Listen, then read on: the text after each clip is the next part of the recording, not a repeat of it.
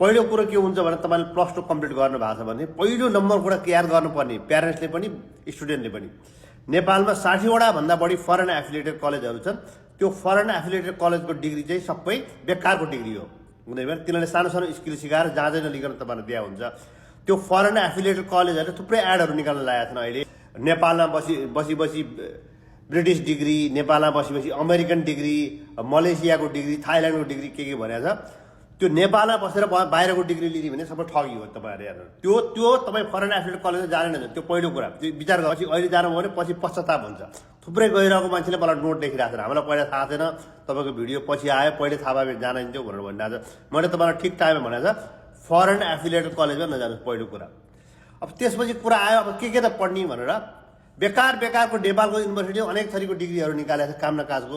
तपाईँले के गर्नुहोस् भने भेरी सिम्पल कुरामा जानुहोस् हेर्नु। यो एजुकेसनमा मनलाग्दी डिग्री दिएर काम छैन।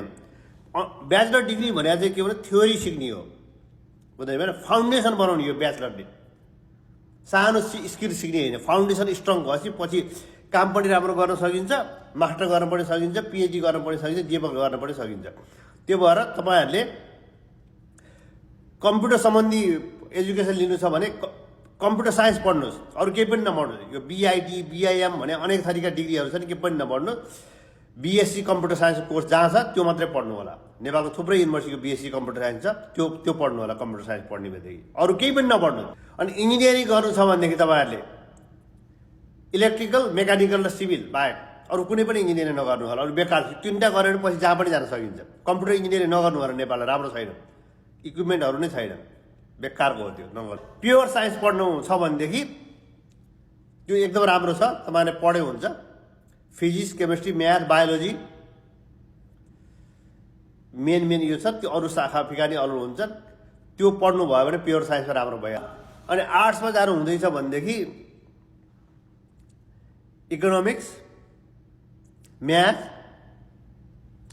Language, English, Nepali, history, geography जे छ आर्ट्सको यो कोर कोर्सहरू पढ्नु। फाइनेन्स गर्नु छ कोर फाइनेन्स डिग्री गर्नु होला, कर्पोरेट फाइनेन्स बुझ्दै भने एकाउन्टिङ फाइनेन्स कोर हुन्छ नि, त्यो कुराहरू सिक्नु होला। अरू मार्केटिङ सार्केटिङ यसो केही पनि गरेर राम्रो छैन। +2 क्लियर गर्न भएको छैन, माथिको कुराहरू याद गर्नुहोस्, तपाईँको फ्युचर राम्रो हुन्छ।